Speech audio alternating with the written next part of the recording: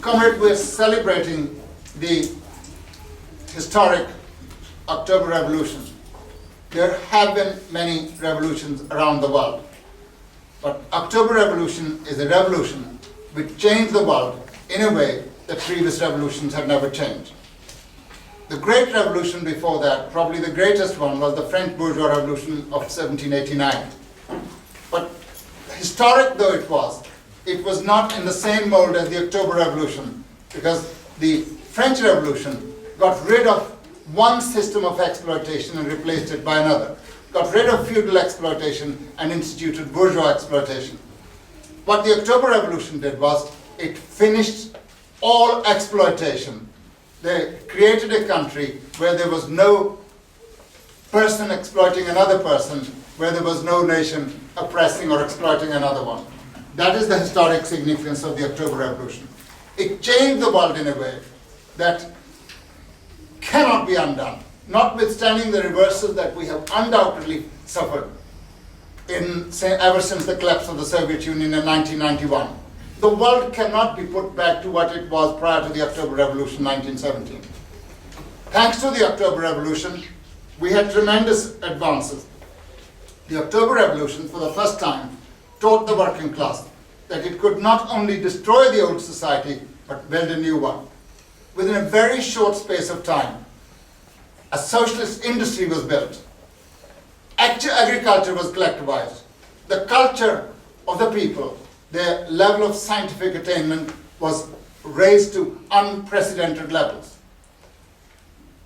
Russia's per capita income in 1917 was 1/10 of that of the United States of America. By the time the Soviet Union collapsed, its per capita income was half that of the United States of America. But that doesn't really tell you the whole story, because what the Russian people had was not just per capita income, but the facilities that they got socially. Free childcare, free nurseries, free education, free health system, and very cheap housing. One of the joys of the old Soviet Union was that as soon as the schools shut, millions of children all around the Soviet Union queued at railway stations, airports, bus stops, in order to be taken away to pioneer camps for their holiday. Parents didn't have to worry whether their children would be bored during the holidays, and they were looked after by trained staff and taken to the best places, which in our part of the world are reserved for the very rich. Soviet children could have the facilities that are available to the very rich in West European and imperialist countries. Soviet Union didn't stop at that.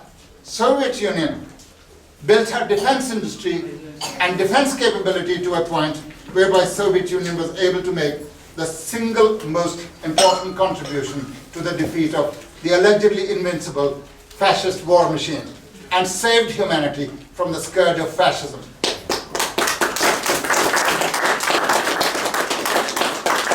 Fascists had expected to rule the world for 1,000 years in the name of the master race. But the so-called slave nation, the Russians, the people of the Soviet Union, defeated that by almost single-handedly fighting against them. While Britain, France of course, was finished within 3 weeks. France's army was supposed to be the most important and most powerful in Western Europe. They had the Maginot Line. The Nazis finished them off in 3 weeks' time. And when the Soviet Union was attacked, they gave the Soviet Union 3 weeks. 3 weeks became 3 months. 3 months became 3 years. And at the end of the 4 years of grueling war, the Soviet Union had chased the Nazis over the Polish border and pursued them all the way to Berlin. And as the Soviet flag was proudly being planted on the Reichstag building, the Führer was committing suicide. Isn't that a wonderful achievement for the working class?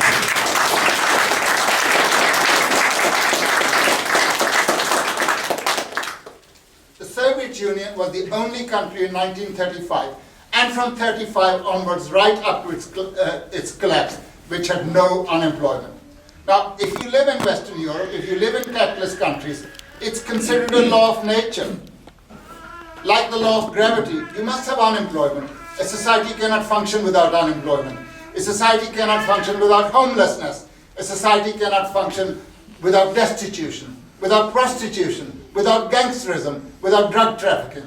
But all these ills were eliminated in the Soviet Union and other socialist countries, and that was the achievement of the Soviet Union, which we miss dearly now. For the first time, the Soviet Union provided the facilities necessary for the elimination of discrimination against women. Women cannot become equal of men unless and until two things take place: that they are introduced on a mass scale into social production. Secondly, there are facilities for the looking after the children, cooking of food, and laundry. And the Soviet Union created on a mass scale creche, kindergartens, nurseries, and dining facilities for working people on a mass scale. You didn't have to eat in a dining room if you didn't want to. You could cook at home. But the thing was, the choice was there should you not wish to cook. And women would only be able to get that equality if those facilities are there. And the Soviet Union actually set the standards. If women in Western Europe have the rights that today they have, they owe it to the Soviet Union, because Soviet Union was the first and showed it as an example.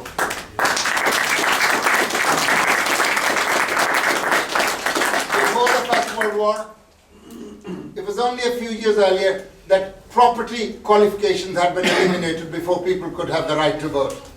Women were not allowed to vote until after the First World War. The Soviet Union, the moment it was established, straight away gave the right to vote to every person of the age of 18, whether they were men or women. For the first time, you could see women doing the jobs that you thought they were never capable of doing. Driving trains, flying aeroplanes, becoming doctors, becoming everything. And that, of course, again set the example whereby women in Western Europe were able to catch up.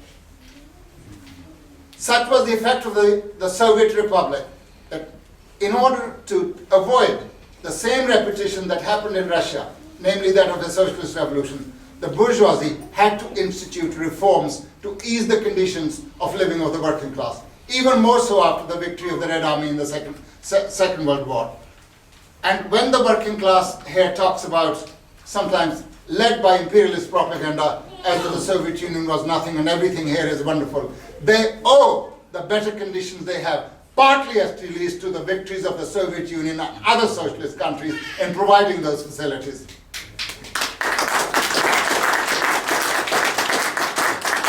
Soviet Union, by liberating all the ex-Czarist colonies, and then on the basis of voluntary union, bringing them into the USSR and providing them with equal rights, set the standard for the people of the world.